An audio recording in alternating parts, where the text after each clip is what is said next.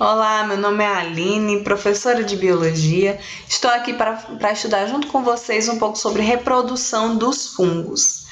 Mas antes, confere aí se você está inscrito no canal. Não esqueça de curtir os vídeos, que isso faz com que eles fiquem visíveis para uma maior quantidade de pessoas que precisam desse assunto. E compartilhe com seus colegas que também estão precisando assistir essa aula. Gostaria de lembrar que Biologia com a Aline Luna também tá lá no Instagram. Então tá assistindo essa aula, bate o print, coloca lá nos seus stories e me marca, que eu quero ver você estudando Biologia comigo, tá bom? Então vamos lá? Os fungos, eles se reproduzem de duas formas. Através de reprodução assexuada e reprodução sexuada. Lembrando, reprodução assexuada é aquela que não envolve misturas de material genético. E a sexuada é aquela que ocorre mistura de material genético. Não precisamente com a ocorrência de união de gameta masculino e feminino, como a gente está acostumada a ouvir. A reprodução sexuada, ela vai ocorrer sempre que tiver mistura de material genético, tá? Então, na forma de reprodução assexuada, os fungos eles podem se reproduzir através da produção de esporos.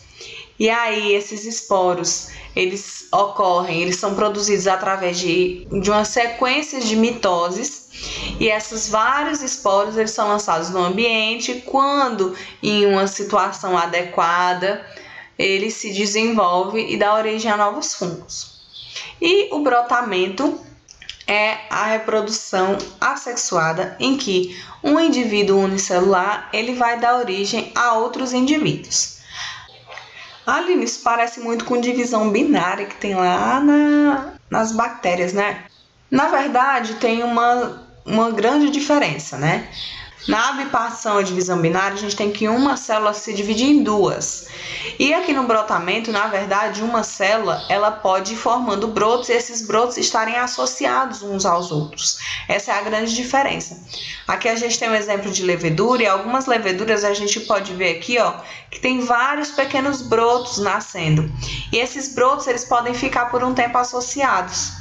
E esses brotos eles podem ficar por um tempo associados, parecendo aí um organismo multicelular, mas na verdade não é. São várias leveduras unidas ainda, até que chega um determinado tamanho da levedura e ela se destaca, ela se separa das outras leveduras. Então, a grande diferença entre a bipartição nas bactérias e o brotamento nos fungos é que nos fungos um mesmo organismo ele pode ter vários brotos ao mesmo tempo.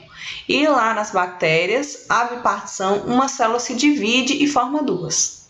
Nós vamos começar aqui falando dos ciclos reprodutivos de três grupos: basidiomicetos, ascomicetos e zigomicetos, tá? Os basidiomicetos são o grupo que é representado pelos cogumelos, né? E aqui é o basidiocarpo, é o corpo de frutificação dos basidiomicetos. Aqui onde tem esse círculo, tem as lamelas, que são como suas pequenas folhinhas nessa parte de baixo do chapéu do cogumelo, vamos dizer assim. Que lá a gente vai ter os basídeos com dois núcleos. Então, cada um vão ser dicarióticos, porque são dois núcleos, e esses núcleos eles são haploides. Esses núcleos eles vão se unir, esse material genético ele vai se unir, lembra que eu disse, reprodução sexuada é a mistura de material genético. Se eu tenho dois núcleos, eu tenho materiais genéticos diferentes. Eles vão se unir. A união desses dois núcleos a gente chama de cariogamia. Eles se unem formando um único núcleo diploide. Esse núcleo diploide ele vai sofrer meiose. E aí a gente vai lembrar, meiose é a divisão celular em que uma célula vai dar origem a 4 células. Uma célula diploide, ela vai originar 4 células haploides. E essas células estão aqui, ó. Um basídeo, ele se divide, ele sofre meiose e dá origem a 4 basidiósporos haploides. Tenho aqui, não sei se dá para vocês verificarem, tem aqui 2 vermelhinhos e 2 amarelinhos. Esses basidiósporos, eles vão cair no ambiente e vão germinar. Nessa germinação, cada basidiósporo desse vai dar origem a uma hifa. Como a gente não tem aí sexo masculino e feminino, a gente tem hifas com um material genético diferente. E esse material genético ele vai gerar a produção de hormônios diferentes, que aí vai permitir que essas hifas, que a gente vai chamar de hifa positiva e negativa, elas se associem. E essa associação de hifas diferentes a gente chama de plasmogamia.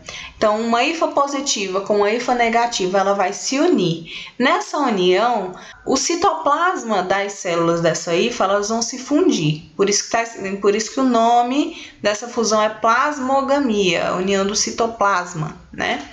E essa fusão dessas hifas vai gerar hifas dicarióticas, ou seja, hifas com 2 núcleos. Essas hifas de 2 núcleos, elas vão se desenvolver e dar origem ao basidiocarpo, ao corpo de frutificação, para voltar novamente, para reiniciar o ciclo. Então vamos resumir. Esse basidiocarpo, lá nas lamelas, tem basídeos dicarióticos. Esses núcleos vão se fundir e formar células diploide. Essas células vão sofrer meiose e vão dar origem a 4 basidiósporos haploide. Esses basidiósporos, eles vão cair no ambiente e, quando em situação adequada, eles vão germinar, dar origem a hifas. Essas hifas com materiais genéticos diferentes, existem as hifas positivas e negativas. Essas hifas, em algum momento do desenvolvimento dessas hifas, elas vão se associar como? Fundindo o seu citoplasma, fazendo com que essas hifas fundidas tenham agora células com 2 núcleos. Essas hifas dicarióticas, elas vão se desenvolver e vão dar origem ao corpo de frutificação novamente, reiniciando o ciclo. Com base nisso, a gente vai ver aí que é comum ver nos fungos hifas dicarióticas e é comum a gente ver aí plasmogamia e cariogamia. Plasmogamia, união de citoplasma, cariogamia, união dos núcleos. É o que a gente vai ver no próximo grupo, que é o grupo dos ascomicetos. Os ascomicetos é aquele grupo em que os fungos, o seu corpo de frutificação tem algo que se assemelha a uma bolsa, que é onde ele guarda aí seus esporos. Vamos ver aqui, ó. Nos basidiomicetos, o corpo de frutificação a gente chamava de basidiocarpo. Nos ascomicetos, a gente chama de ascocarpo. Então, no ascocarpo, eu tenho aqui o que parece uma bolsinha. Nessa bolsinha, eu tenho célula chamada ascósporo. Nesses ascósporos, eu tenho 2 núcleos, núcleo vermelhinho e núcleo azulzinho, diferenciando aqui. Esses 2 núcleos são haploides. Eles sofrem cariogamia, ou seja, os núcleos se fundem e formam um só núcleo diploide. Esse núcleo diploide, que é como se fosse o zigoto, sofre meiose. Essa meiose vai dar origem a 4 células. Até aqui está muito semelhante com os basidiomicetos. A partir daqui eu tenho uma diferença. Depois que sofre meiose, esses núcleos haploides aqui, eles vão sofrer mitose. E aí, mitose, uma célula dá origem a 2. Então, se aqui, ó, esse núcleo diploide deu origem a 4 núcleos haploide, cada núcleo desse vai sofrer mitose e vão se duplicar, no caso. Então, aqui nós teremos 8 núcleos haploides. Esses 8 núcleos haploides, eles estão dentro de uma só célula, de um só ascósporo.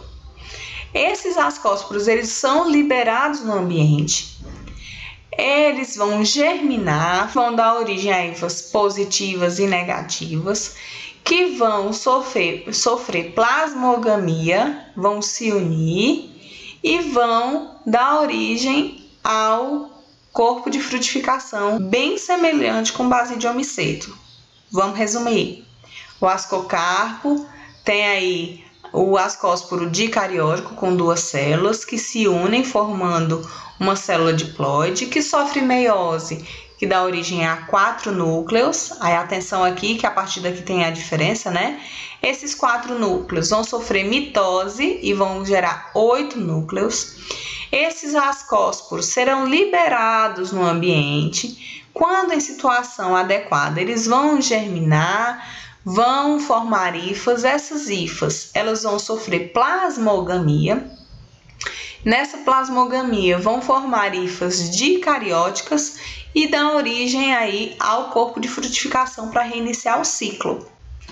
Então, as principais características que diferenciam o ciclo reprodutivo dos basidiomicetos com os ascomicetos é que esses núcleos eles vão ficar dentro de uma mesma estrutura, que são os ascósporos. Depois de sofrer uma meiose, eles vão sofrer uma mitose para depois serem lançados aí no ambiente. E o último ciclo reprodutivo que a gente vai ver hoje são dos zigomicetos. Os zigomicetos são os fungos representados pelo bolor do pão. E eles têm 2 formas de reprodução, a assexuada e a sexuada. A assexuada é através de liberação de esporos. Então, os esporos são liberados, quando em ambiente adequado, eles germinam e dão origem a novos fungos. Na reprodução sexuada dos zigomicetos, os micélios reprodutivos, em suas extremidades, terão o que a gente chama de gametângios. Gametângios são estruturas que guardam núcleos reprodutivos. Aqui está escrito gametângios de sexos diferentes. Na verdade, são gametângios com características hormonais diferentes. Quando esses gametângios se aproximam, se unem, os núcleos reprodutivos vão se fundir, formando núcleos diploide. E vai dar origem ao que a gente chama de zigosporângio, que é como se fosse o zigoto. O zigosporângio contém o zigoto diploide, ele vai sofrer meiose e vai dar origem ao esporangióforo. O esporangióforo vai se desenvolver e gerar o esporângio, que é onde os esporos são desenvolvidos. Esses esporos eles são haploides. Quando liberados no ambiente, eles germinam, formam um micélio e dão origem novamente à estrutura do fungo, a estrutura reprodutiva do fungo. Então, só lembrando, pode ser reprodução sexuada e assexuada.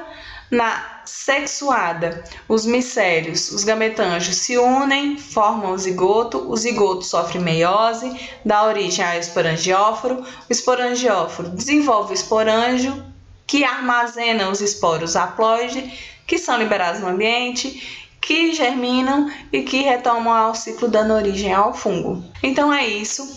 Para melhor fixação do conteúdo, é importante que vocês façam os esquemas de vocês, coloquem os nomes. Eu sei que são vários nomes, hoje foram vários nomes diferentes. Coloca no cantinho o nome em cada nome, o que ele representa: esporangióforo, esporângio, plasmogamia, cariogamia. Coloca esses nomes, coloca seus significados, que isso vai ajudar você aí na compreensão do conteúdo. E façam os esquemas, que isso também vai ajudar muito vocês na fixação do conteúdo, tá bom? Bom, por hoje é só, espero que vocês tenham compreendido. Qualquer dúvida, coloca aqui no comentário. Não esquece de seguir, curtir, compartilhar esse vídeo com os outros colegas. E espero vocês aí na próxima aula, em que a gente vai falar sobre o reino protoctista. Um grande beijo e tchau, tchau!